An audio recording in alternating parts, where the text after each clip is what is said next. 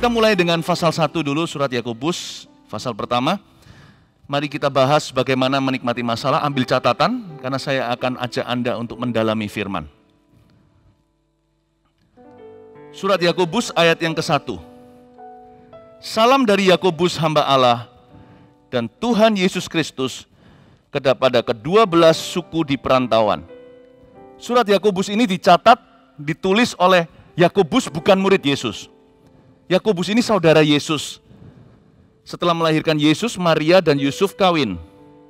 Anak-anak berikutnya ada 2 dari saudara Yesus, dari kandungan yang sama Maria, namun dari sperma manusia. Kalau Yesus kan dari Roh Kudus. Ada 2 yang menulis surat atau menulis kitab di Perjanjian Baru. Yang satu namanya Yakobus, nanti yang dekat Wahyu namanya Yudas, bukan Iskariot.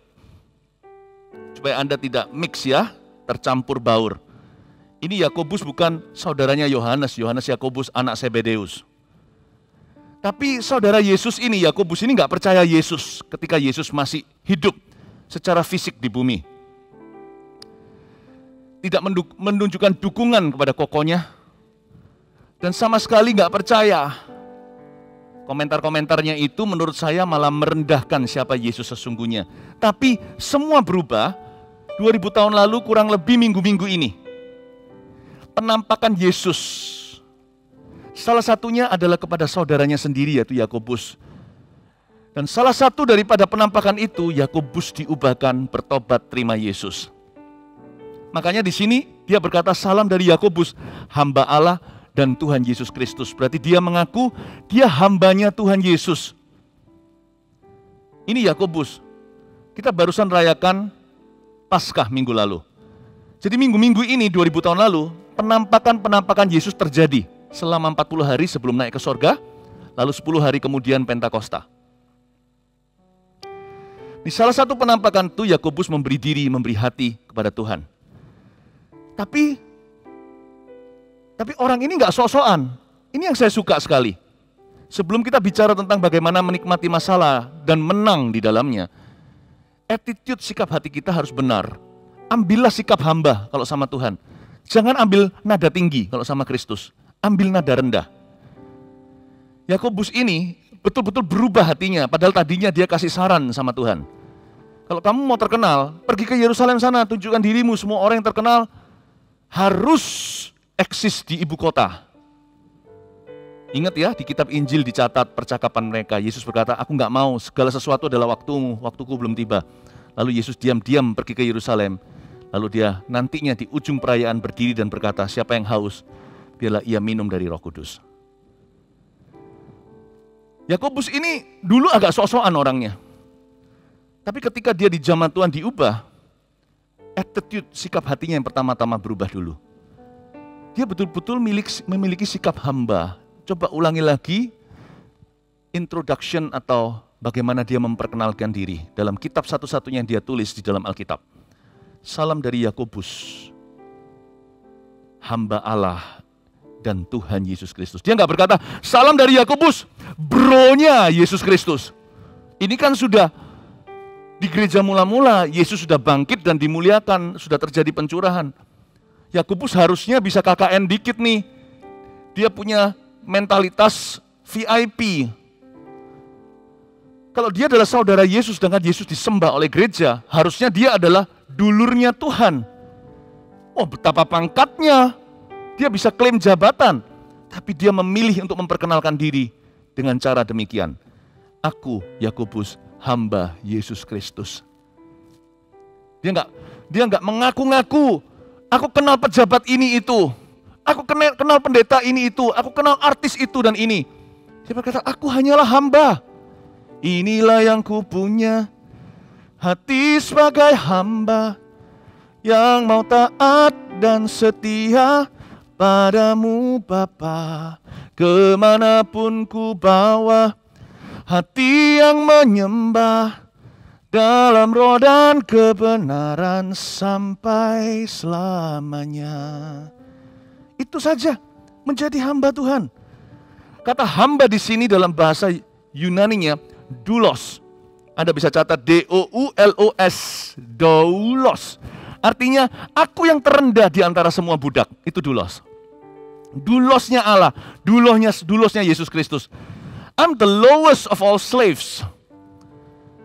Dan doulos juga mengandung arti menjadi budak dengan pilihan. Artinya aku memilih untuk begini. Bond servant, dalam bahasa Inggrisnya B-O-N-D, servant, S-E-R-V-A-N-T. Bond servant, satu kata. Artinya, aku adalah hamba Tuhan berdasarkan pilihan. Aku memilih untuk menghambakan diri. I love it. You cannot win in life if you don't have a servant heart. Kita tidak bisa menang dalam hidup ini kalau tidak punya hati hamba. Hanya ketika Yesus jadi Tuhan lah, maka terjadi terobosan. Kalau enggak, Anda tidak akan pernah keluar dari permasalahan Anda. Dan target kita bukanlah keluar dari masalah. Target kita adalah menjadi seperti Yesus, menjadi doulosnya. Nah sekarang Yakobus punya wewenang otoritas untuk mengajari kita sesuatu. Orang ini bersikap hati yang berkenan. Mari kita pelajari. Yakobus ngomong apa tentang situasi kita dan segala masalah yang kita hadapi. Iman dan hikmat. Ayat yang kedua. Saudara-saudaraku, anggaplah sebagai suatu kebahagiaan apabila kamu jatuh ke dalam berbagai-bagai pencobaan.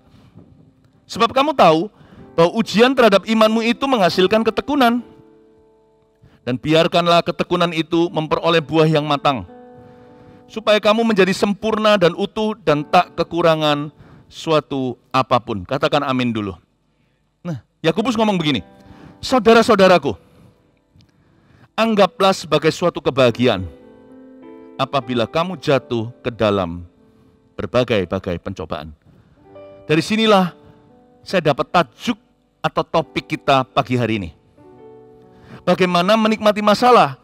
Karena Yakobus menganjurkan kita untuk menganggap permasalahan kita suatu kebahagiaan. Ini orang ngomong apa sih? Ini orang, apakah dia itu halusinasi? Apakah dia ini sedang mabuk kali? Mana mungkin masalah itu bahagia? Kita bukan dipanggil untuk enjoy masalahnya, tapi enjoy momen kita dengan Tuhan selama kita masih dalam permasalahan. And that will pass, you see. Itu akan lewat soalnya. Ada banyak buah yang kita bisa hasilkan selama dalam permasalahan. Dan itu jangan dilewatkan. Itulah reward upah sesungguhnya atas penderitaanmu. Dan itu nilainya kekal. Anggaplah sebagai suatu kebahagiaan apabila kamu jatuh ke dalam berbagai-bagai pencobaan. This is an amazing statement. Pernyataan inilah yang membedakan Kristen dengan yang lainnya. Karena kita ini punya nilai kekal dalam hati. Anggaplah sebagai suatu kebahagiaan, joy, apabila kamu jatuh dalam berbagai-bagai pencobaan. Nah, baca sekali lagi ayat 2, saya ajak Anda mendalam. Saudara-saudaraku, anggaplah sebagai suatu kebahagiaan apabila, garis bawahi kata apabila. Apabila kamu jatuh ke dalam berbagai-bagai pencobaan. Apabila itu bukan jikalau. Seolah-olah nggak tentu terjadi. Di ayat 2 sendiri sudah dikasih satu bocoran sorgawi. Bahwa hidup manusia itu 780 kata Musa, dekorasinya penderitaan. Jadi tolong jangan kaget dan terkejut apalagi kecewa dan putus asa jikalau Anda masuk dalam pencobaan, jikalau Anda mengalami permasalahan. Karena Alkitab mengatakan permasalahan itu apabila bukan jikalau. Dalam bahasa Inggrisnya when, bukan if. If itu nggak tentu terjadi, when itu pasti terjadi. Hanya tinggal kapan saja yang kita tidak tahu bila permasalahan tiba. Apabila kamu jatuh ke dalam berbagai pencobaan, bunyinya bukan jikalau kamu jatuh ya, if atau jaga-jaga, enggak, tapi apabila itu berarti so pasti. Kita aja nggak tahu kapan terjadi. When itu artinya 100% akan tiba. Hidup manusia dengan penderitaan dan pencobaan tidak bisa dipisahkan. Bagian daripada human experience, pengalaman hidup di dunia ini adalah mengalami permasalahan. Kalau kita tidak melengkapi mental kita dengan ini, kita tidak akan ready untuk hidup berkemenangan. Kita akan halusinasi dalam iman. Saya ngomong gini bukan untuk melemahkan iman kita, malah justru memperlengkapinya. Lengkapi dirimu dengan sebuah pewahyuan sederhana. I will have problems. Aku akan punya masalah. Tapi anggaplah sebagai suatu kebahagiaan. Berarti Tuhan ingin kita menghadapinya dengan cara yang berbeda, yaitu dengan cara Tuhan. Makanya itu Tuhan di sini tuliskan, setiap orang yang menulis Alkitab itu diwahyukan, jari jemarinya dituntun dan diilhami. Dan dia berkata, apabila, when, itu berarti pasti, bukan if, kemungkinan terjadi. Dari sini kita tahu bahwa masalah pasti datang. Apabila kamu jatuh ke dalam berbagai-bagai pencobaan, garis bawahi kata jatuh. Jatuh di sini bukan jatuh dalam dosa. Jatuh di sini adalah hakikat masalah. The nature of problem is, problems always come suddenly. Hakikat sebuah masalah, sifatnya selalu adalah tiba-tiba. Masalah nggak datangnya itu dengan proses dulu. When it comes, you see. Makanya itu sedia payung sebelum hujan. Jangan pernah kita cari Tuhan setelah masalah mengetuk pintumu. Atau mendobrak bahkan. Hidup sama Tuhan itu iman harus konstan. Kita baru disebut bahagia meskipun masalah nggak tahu kapan mengetuk pintu hati kita. Pintu hidup kita. Kalau kita senantiasa waspada. Karena itu diberkatilah orang-orang Kristen, anak-anak Tuhan yang cari Tuhan itu setiap saat, setiap waktu, setiap saat. Yang memikul salib dan menyangkal diri dan mengikut Kristus setiap hari. Jangan tunggu kalau masalah tiba baru cari Tuhan. Jangan tunggu ketika problema datang baru berdoa. Berbahagialah dirimu kalau disiplin rohani sudah Anda terapkan tiap saat. Karena hidup di dunia ini sementara, berjaga-jagalah. Karena apabila itu so pasti datang, dan datangnya tiba-tiba. Seringkali problema atau pencobaan yang datang di hidup kita yang menerpa, itu datangnya seperti gempa kemarin. Siapa yang merasakan goyang-goyang? Kemarin TV saya itu loh bisa goyang begini. Waktu saya sebelum pergi ke Army of God dan berkhotbah di sini tadi malam. Nah, datangnya tidak diundang. Begitulah pencobaan tiba dalam kehidupan kita. Apabila kamu jatuh. When you fall into trials and temptations. Bukan if you fall, but when you fall. Apabila kamu jatuh ke dalam berbagai-bagai pencobaan. Dari sini kita tahu masalah selalu datang tidak diundang. Kita juga nggak cari perkara dan menantang. Ayo masalah, mana? Bukankah Tuhan berkata bahwa pencobaan itu menghasilkan bahagia? Ayo sini pencobaan. Nggak ada orang gila. Sekalipun dia imannya besar dan luar biasa, nggak ada orang yang berani menantang Tuhan dengan cara demikian. Saya pun tidak mau. Ayo problema, come, welcome home. Nggak usah di welcome, dia toh datang. Karena masalah itu tiba-tiba dan hadirnya tidak diundang. Makanya dari kata jatuh itu kita tahu bahwa problema itu tiba ketika kita tidak menduganya. Saya nggak ngomong ini supaya kita selalu hidup dalam rasa takut, dihimpit rasa cemas. Kemana-mana selalu curiga. Nggak usah, lengkapi diri aja. Kuatkan antibodimu, virus itu ada. Kalau kita nggak mau jatuh sakit, tiba-tiba jatuh sakit. Tak terduga, terkapar kena ini dan itu. Maka kita harus jaga badan, bukan? Olahraga, makan benar, istirahat cukup, minum vitamin, kata dokter dan kata mama. Antibodinya kita kencengin. Imun sistemnya yang harus dibangun. Karena kita tahu hidup di dunia ini kotor sekali. Sebelum masa wabah juga sudah ada wabah. Cuman sekarang fokus kita ke satu. Padahal sebenarnya penyakit manusia itu ribuan. Atau bahkan jutaan. Jadi jangan kita jalan sehari-hari di jalanan. Mikirkan penyakit apa yang akan menerpa saya. Jagalah kesehatan. Demikian pula iman. Problema itu sudah ada. Dan sudah menunggumu. Tapi orang yang imannya dijaga sama Tuhan, dia tidak akan ketakutan. Dia akan siap. Apapun terjadi, kekebalanku datang dari Yesus Kristus. Imanku akan menjagaku. Itulah sebabnya Yakobus berkata, anggaplah kamu bahagia kalau kamu ready menghadapi pencobaan apa saja. Apabila kamu jatuh dalam berbagai-bagai pencobaan. Kata pencobaan di sini sebenarnya bukan pencobaan seksual, Kata pencobaan di sini artinya trial, dalam bahasa Inggrisnya trial atau ujian iman. Iya Pastor Philip, saya setuju. Saya loh terus jatuh di pornografi. Ini bukan pencobaan ini. Itu salahmu sendiri. Banyak orang itu hidup begitu lengah, tidak menjaga hatinya dengan segala waspada.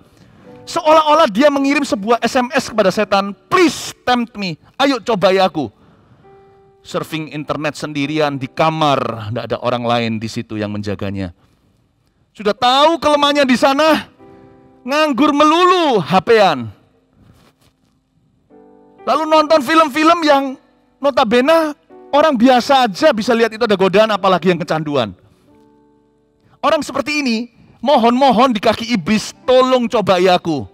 Tolong ya kasih saya pencobaan. Padahal doa Bapak kami ajarkan, kalau kita berdoa itu minta Tuhan jangan tuntun kita dalam pencobaan dan bebaskan kita dari yang jahat. Yang ini bukan pencobaan yang dimaksudkan.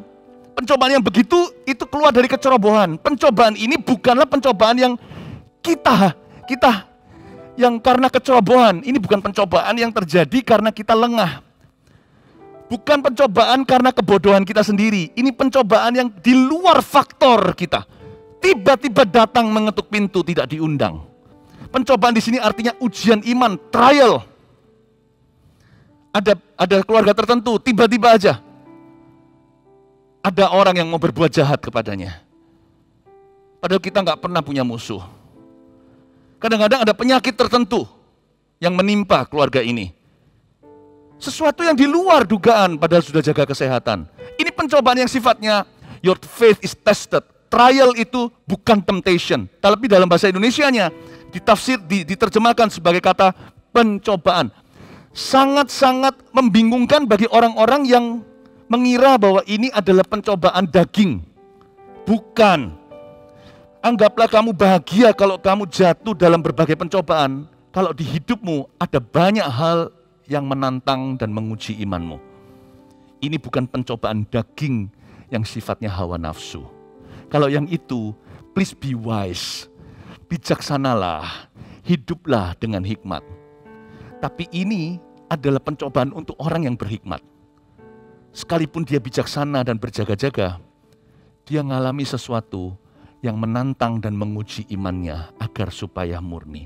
Bapak, Ibu, Saudara, kalau Anda hari ini berada dalam satu masalah yang di luar wewenang Anda, di luar dugaan Anda, di luar perencanaan, Anda merasa Anda sudah menjaga hidup demikian rupa, kok tetap terjadi ini, jangan taruh curiga. Allah berkata, Anda bahagia, Anda pasti menang, Tuhan pasti akan kasih jalan keluar. Kasih tepuk tangan tuh Tuhan.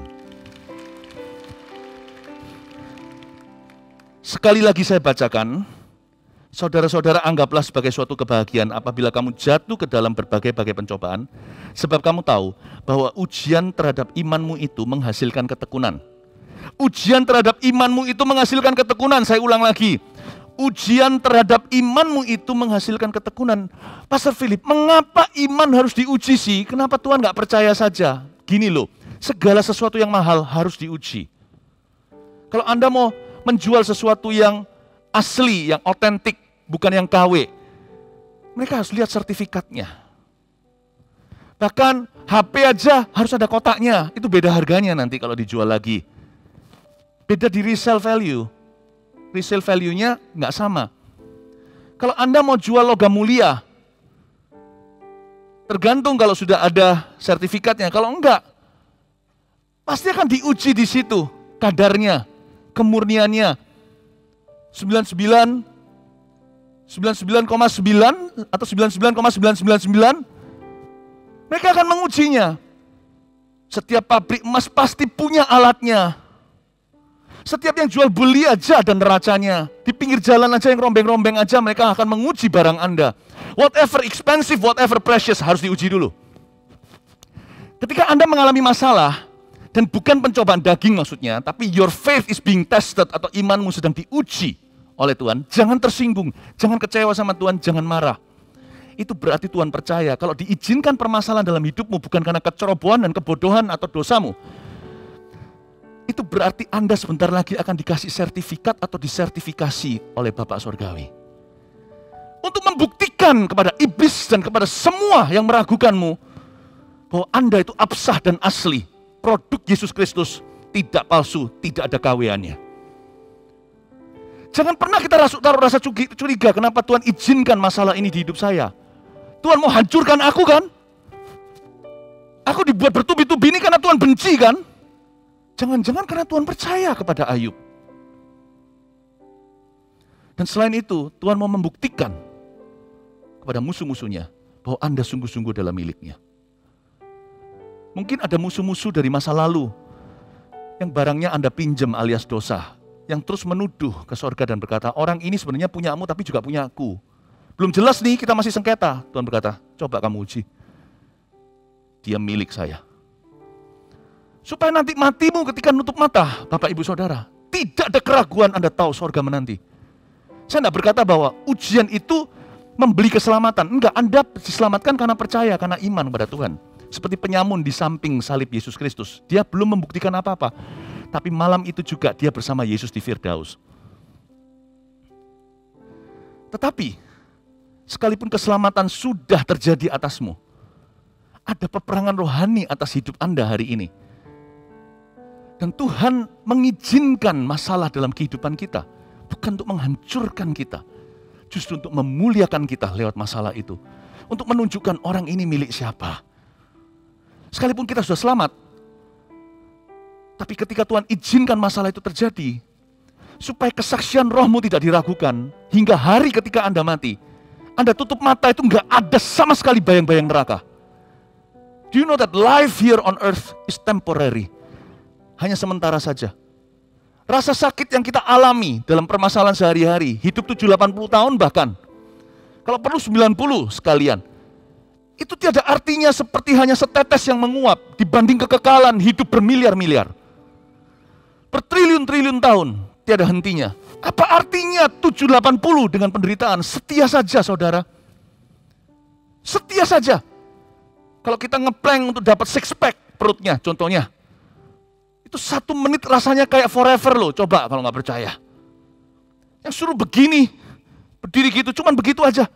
Itu perut rasanya disilet-silet, seluruh badan punggungnya 1 menit. Ada orang yang bisa ngeplank itu 3 menit, bahkan lebih dari itu. 1 menit feels like forever di dunia ini juga. 70-80 tahun itu rasanya kayak forever atau selama-lamanya. Tapi hanya 1 menit saja, setelah itu Anda dapat six pack-nya. Anda dapat mahkota kemuliaan dan kebenaran, setialah.